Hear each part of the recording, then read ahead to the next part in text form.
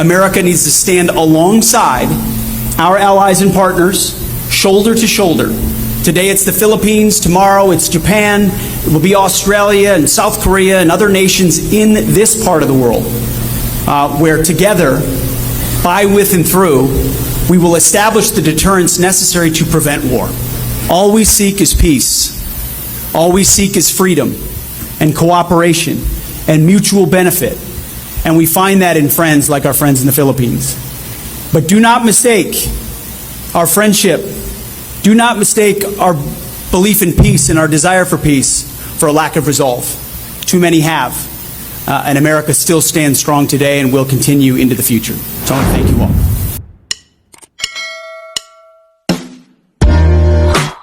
Thank you very much.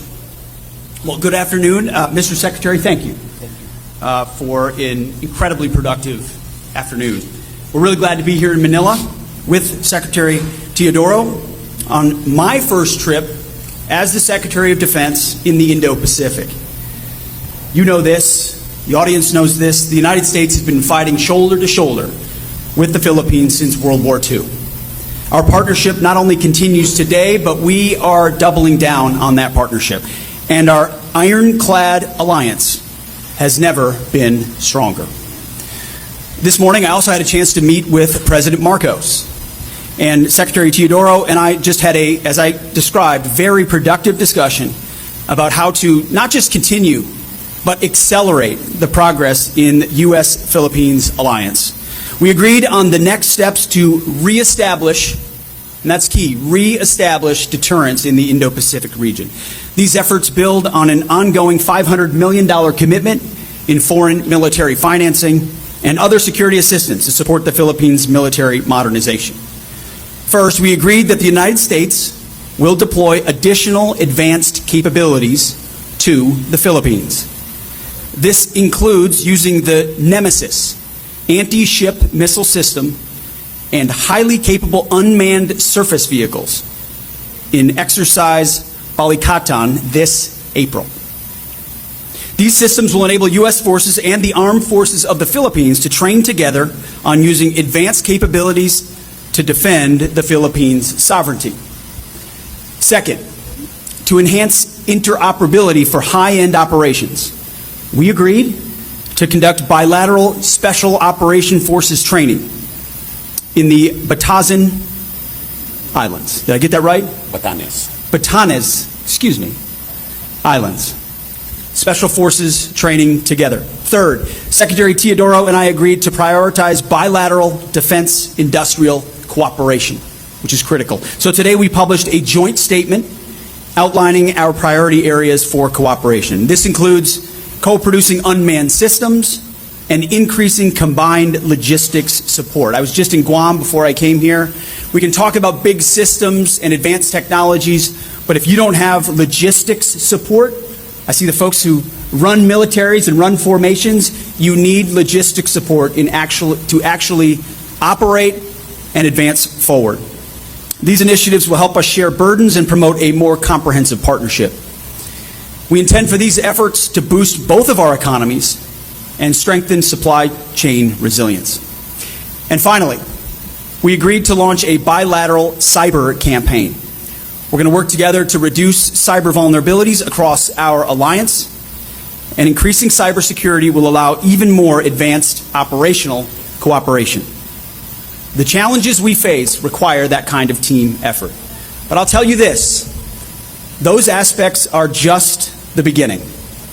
We had our meeting this morning, we had a meeting with the President, we had a meeting in here, we had private meetings as well. I can assure you, and I can assure all those watching, this is just the beginning of what will continue to be incredibly fruitful alliance.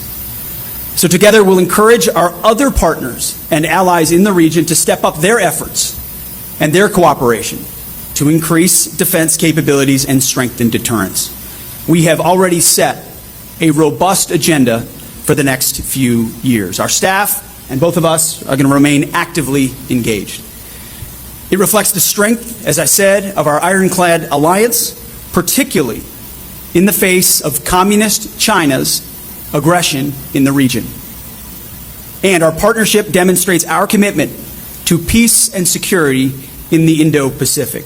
As our president, who sends his greeting, President Donald Trump talks about often and demonstrates, we will achieve peace through strength. We do not seek war, we seek peace. But those who long for peace must prepare for war. And we stand united shoulder to shoulder. So, Gibo, if I may, you can call me Pete anytime you want.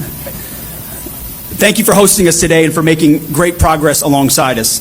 I look forward to working closely with you to solidify that peace through strength. Thank you very much, sir. Thank you very much, Secretary Hegseth, sir. We now invite Secretary Teodoro to give his statement. We thank the Honorable Secretary Pete Hegseth, the Secretary of Defense of the United States, for his momentous visit to the Philippines. It is an honor for the Philippines to host Secretary Hegseth's first visit to Asia during his first trip to the Indo-Pacific. This signifies how important our bilateral alliance with our only treaty partner, the United States, is, and we are gratified by the importance placed on the stability and enhancement of this relationship as a linchpin of securing peace and stability in the Indo-Pacific.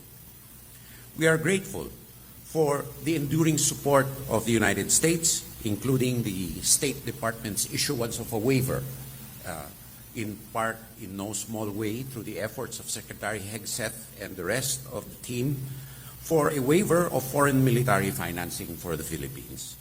We believe these engagements are crucial and need to be enhanced in order for there, as Secretary Hegseth to put it, to be a re-establishment of effective deterrence against unwanted and malign influences that affect the stability not only of the Indo-Pacific, but of the whole world.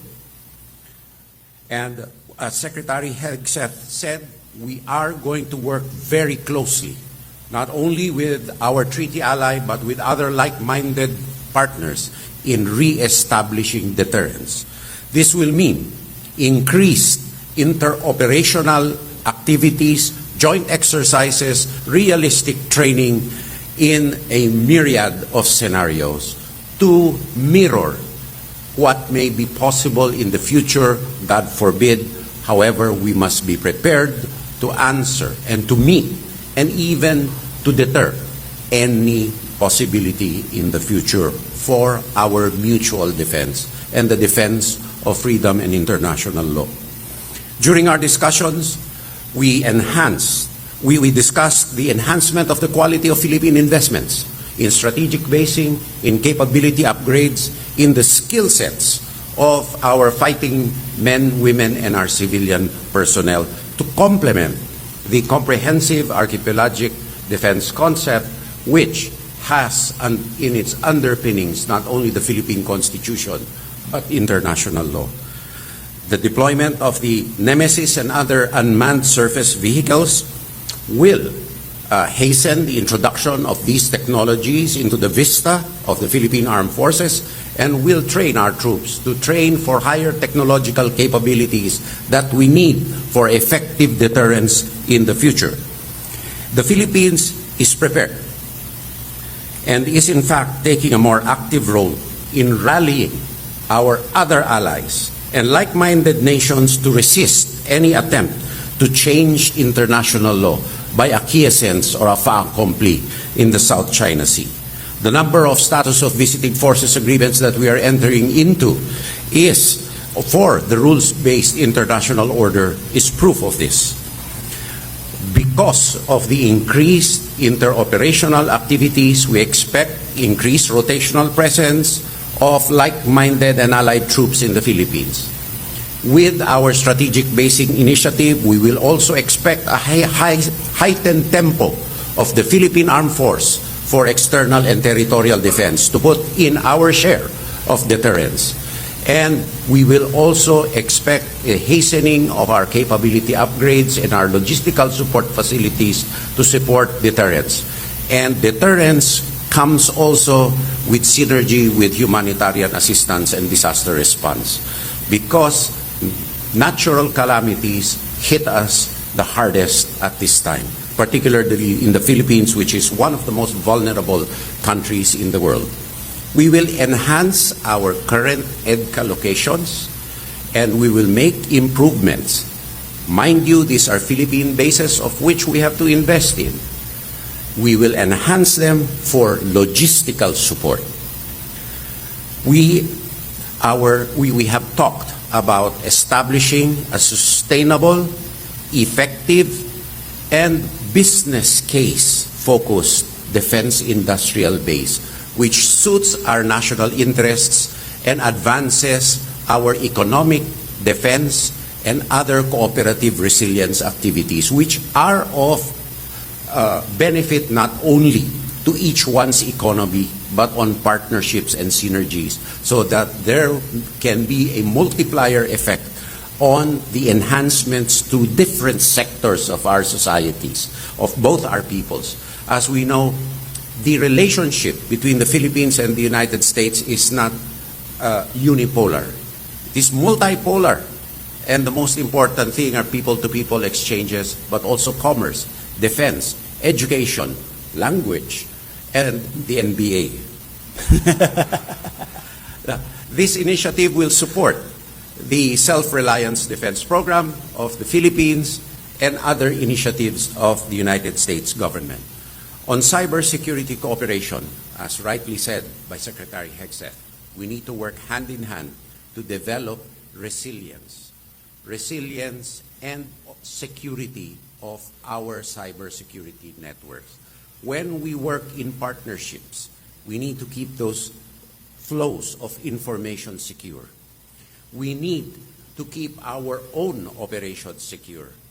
And we need to tap each other's expertise, best practices, and hardware in order to secure our cyber systems. And this is not a one-stop deal. It goes on and on as threats evolve. So therefore, we are firming up our shop for IT and for cyber to work hand in hand with our treaty partner for mutual resilience and enhancements. In closing, I would like to categorically state that what is at stake in our unilateral and bilateral activities is not merely the security of either the United States or of the Philippines. We are facing a common threat, which now is the overreach of the Communist Party of China. So the Indo-Pacific, the rule of international law, freedom of navigation, and individual personal freedoms are what are at stake here. Therefore, as President Marcos has stated, U.S. leadership is essential to the continuing peace and stability of the Indo-Pacific. We look forward to the outcomes on the working levels of what we have agreed to and discussed here during our meeting, especially as we mark this year the 80th anniversary next year of Philippine-U.S. ties in 2026. Once again, we are very thankful for the visit of Secretary Pete, who has not only built rapport with the Department of National Defense, but with the PT session with our troops, he has truly made his mark. Thank you for your visit, Secretary Pete. Thank you very much, Secretary Teodoro, sir. We will now begin our question and answer portion. I now invite our co-moderator this afternoon, Mr. Sean Parnell, DOD spokesperson, to call the name of the first journalist. Well, thank you. Bill from the Washington Times. Hi. Bill Gertz with the Washington Times. China is waging aggressive gray zone warfare in the South China Sea. Will the Trump administration order the Navy 7th Fleet to provide a greater enduring naval presence in the South China Sea, considering the Biden administration failed to provide visible support there to a key U.S. ally, the Philippines? Well, Bill, it's a great question. You're right. What we're dealing with right now is many years of deferred maintenance, of weakness, that we need to reestablish strength and deterrence in multiple places around the globe, but pertinently today for this region. There was a lot of talk about shifting, a lot of talk about emphasis on the Indo-Pacific, a lot of talk about allies. What the Trump administration will do is deliver, is truly prioritize and shift to this region of the world in a way that is unprecedented to match the threats of the future, with a recognition that for the 21st century to be a free century, America needs to stand alongside our allies and partners, shoulder to shoulder. Today it's the Philippines, tomorrow it's Japan, it will be Australia and South Korea and other nations in this part of the world, where together, by, with, and through, we will establish the deterrence necessary to prevent war. You mentioned the 7th Fleet. It's not my job to determine where the 7th Fleet goes. I defer to Admiral Paparo and his war plans, real war plans. Admiral Paparo understands the situation, understands the geographic significance, understands the urgency, and is prepared to work with those in the region to ensure we are leaning forward in our posture, not waiting for events to develop, not retrograding to places further from the front, but deploying capabilities forward, posturing and creating dynamics and strategic dilemmas for the Communist Chinese that help them reconsider whether or not violence or action is something they want to undertake. Again, President Trump is a peacemaker. President Trump seeks peace. That's my message here as well. But in order to bring that peace, we will be strong. Our allies will know we stand with them. Our admirals are prepared and they will be properly equipped. We're rebuilding our military under President Trump, reviving that warrior ethos across the force. You know, I look out at the men and women of our military, many of which I did PT with this morning, younger and more fit than their secretary.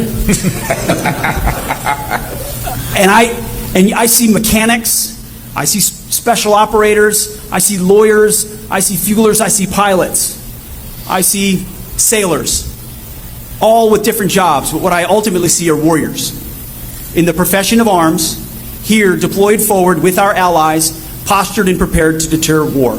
So Admiral Paparo is exactly where we need him to be, with contingencies laid in place, and we will be positioned to stand with our partners, hopefully to prevent any conflict at all. We now call on Mr. Chad Williams of Agence France Presse to ask his question. Thank you. This is for Secretary Hegseth. You gave a speech last month at a Pentagon town hall where you specifically talked at length about accountability. And I'm wondering, including even in the smallest things you said, and I'm wondering if now, as we have the Senate Armed Forces Committee asking for a report into the signal controversy, if you feel, as the leader of the Defense Department, you have any level of responsibility for what Marco Rubio and some other people have called a mistake. Thank you for the question. I'm responsible for ensuring that our department is prepared and ready to deter and defeat our enemies. And I'm quite proud of what our forces in CENTCOM did on that initial series of very effective and devastating strikes and the ongoing campaign that we are undertaking, because that is, again, on the backs of 4 years of deferred maintenance and failure and weakness of the Biden administration, we are reestablishing deterrence. And as the leader of that department, my job is to advise and work alongside the President and then work with my fellow cabinet members to ensure that we're operationalizing in every way possible reestablishing that deterrence. So we will ensure the freedom of navigation returns to that part of the world, just as, pertinent to our conversation today, freedom of navigation is something the Philippines experiences in the South China Sea or the West Philippine Sea. It's something we take very seriously. So we'll go with Kazu next. Thank you so much for having us today. So I have a question for Secretary Hegseth. How do you evaluate the trilateral cooperation between the U.S., the Philippines, and Japan in deterring China? And do you intend to take a leadership of it? Well, thank you for the question. I'd love to have the Secretary answer as well. As he mentioned, this is not just country-to-country bilateral cooperation. This is trilateral. It's multilateral. The broader our alliance, the better. The more security cooperation, the better. The more interoperability, the better. The more contingencies, the better. Again, the more strategic dilemmas for our adversaries, the better.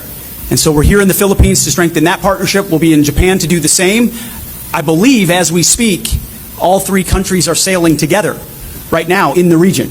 So we have that kind of security cooperation happening right now with our navies at sea, sending those signals of cooperation. And I know President Trump values greatly the ability to bring together an alliance, as opposed to just unilateral action, which is never as effective. But I would defer to the Secretary's thoughts as well.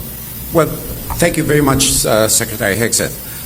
The trilateral cooperation has been going at a very fast pace.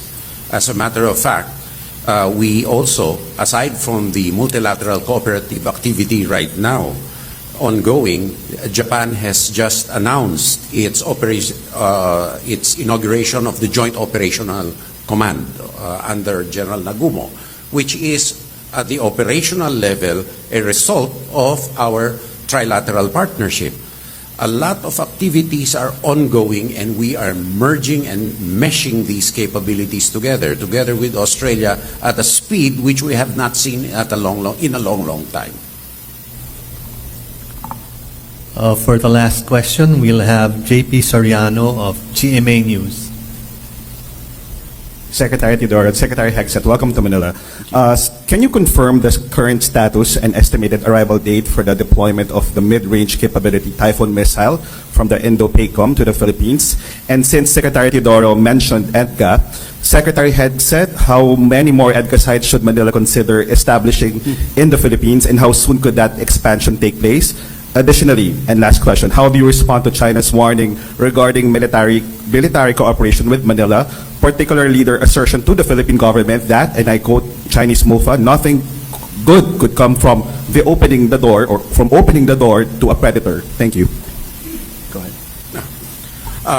On the EDCA sites, as I stated earlier, that they will remain as such, and enhanced development will be taken thereon. On the medium-range capabilities, we will neither confirm nor deny any deployments. We will train as we see fit, and the Philippine Armed Forces will equip as it sees fit. And lastly, let the facts speak for themselves. I mean, where did the quote come from on the predator thing? Chinese MOFA. I think their worldview is really quite limited. That's why the robotic quality of their statements. I think that characterizing people who do not appropriate parts of the South China Sea as their own, as they do the 10-dash line, speaks loudly of themselves rather than others. And there was a colatilia to that, I believe, that the Philippines should not be a mouthpiece of any other country. You know, that's once again the product of a limited worldview, of a closed society.